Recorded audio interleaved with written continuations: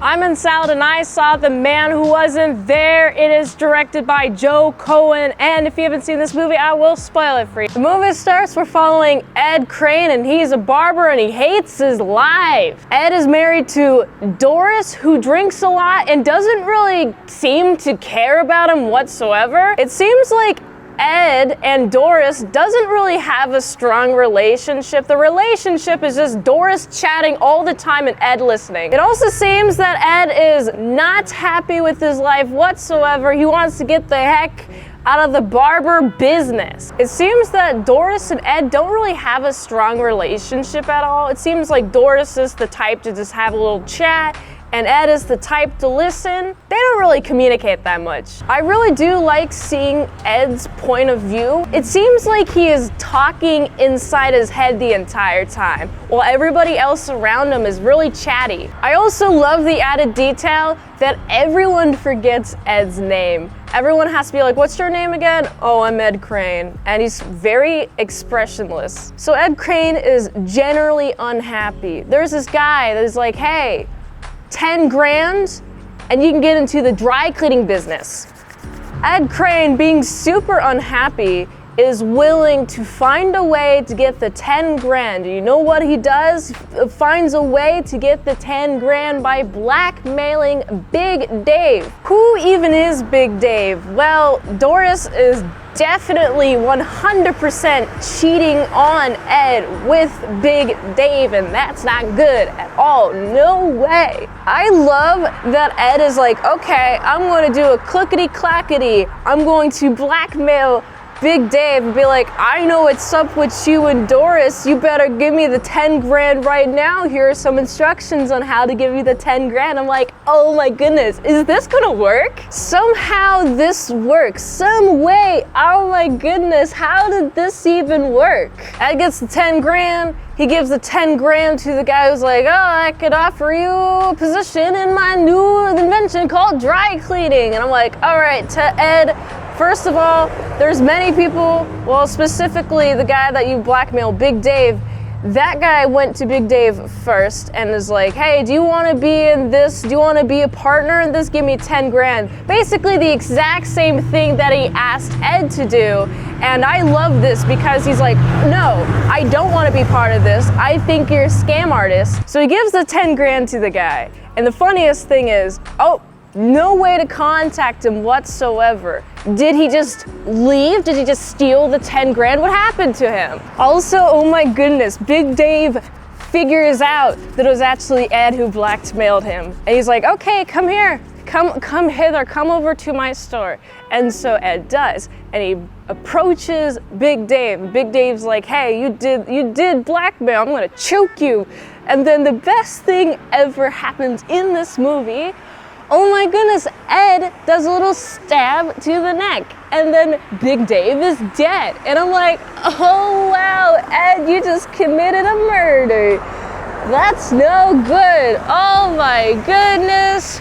What will happen? Will you be framed for the murder? I'm so intrigued at this point in the movie because this movie has got my attention. We have this guy who nobody knows about pretty much. He's essentially not a person, and I'm just thinking, you know, since people don't really know who he is, I don't think people will suspect him whatsoever. I love how everyone suspects it's Doris who killed Big Dave, and so she's just put in custody. Oh, we gotta get the best lawyer. Okay, well, what lawyer can we get? And okay, I know this guy. I know this really expensive lawyer guy, someone tells Ed, and Ed's like, okay, cool, I'm gonna go with him.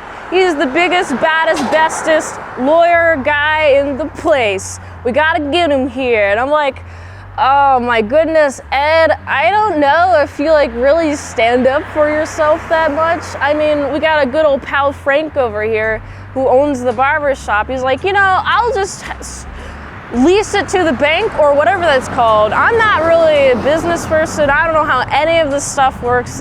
Selling part of your business to the bank and then like paying it back, I guess. I don't know how any of this works. Is it a loan technically? Well, anyway, he gets a loan, and so instead of owning the family business, he now owns money owes money to the bank, and this puts him in a worse spot. So Ed's decision to do a little murder of Big Dave has put Frank and Doris in a worse position. And Doris was actually sleeping with Big Dave, which is no good.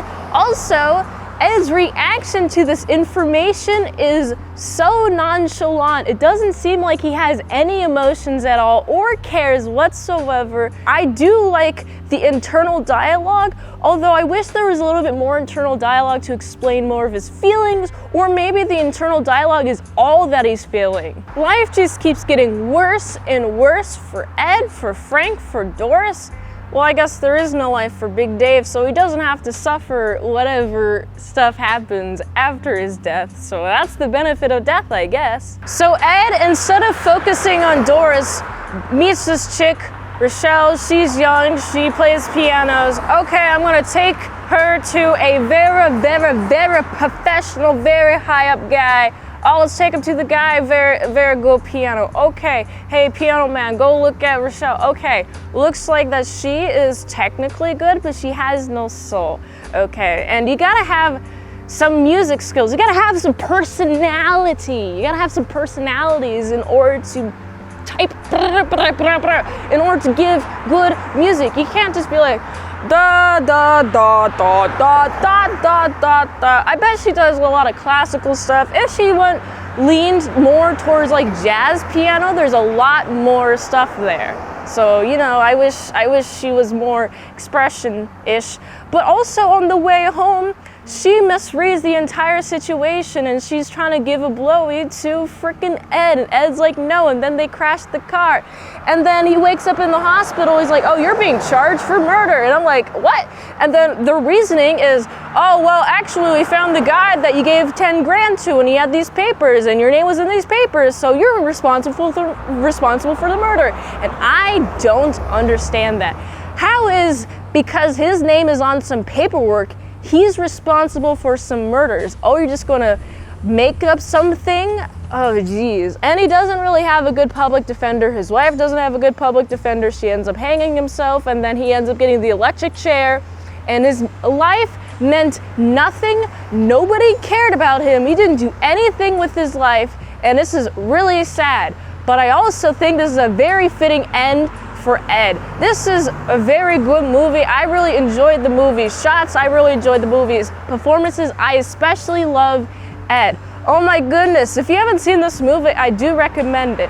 I don't know how else to talk about it. I just really liked the movie, so I think I gotta give this movie based on how much I liked it and a little bit of how much I related before. Many years ago, I related to this more than I do now. I gotta give this movie a solid 7.5 out of 10.